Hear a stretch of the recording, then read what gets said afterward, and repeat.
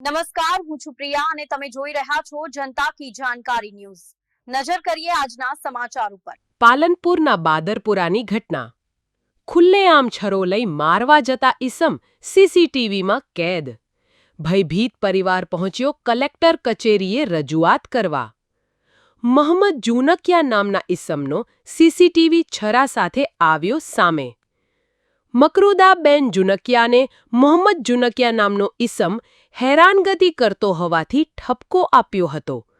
મોહમ્મદ જુનકિયા પીડિત મહિલાનો પહેલો પતિ હતો। ગઢ પોલીસ મથકે ફરિયાદ કરવા ગયેલા મહિલાની ગઢ પોલીસે ફરિયાદ લીધી નહીં। ઉશ્કેરાયેલા મોહમ્મદ જુનકિયાએ પીડિત મહિલાના પતિ અને જેઠને છરા વડે મારવાની કોશિશ કરી। ગઢ પોલીસે ફરિયાદ ન લેતા પરિવાર કલેક્ટર કચેરીએ રજૂઆત કરવા પહોંચ્યો। અહેવાલ રિપોર્ટ ભરત ઠક્કર, ડીસા, બનાસકાંઠા।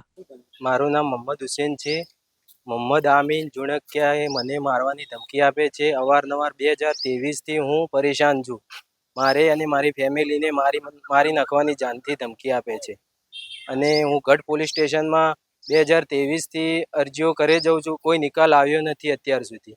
એટલે મારી અપીલ છે કે મારી એફઆર થઈ જાય અને મારી કાયદેસરની કાર્યવાહી થાય।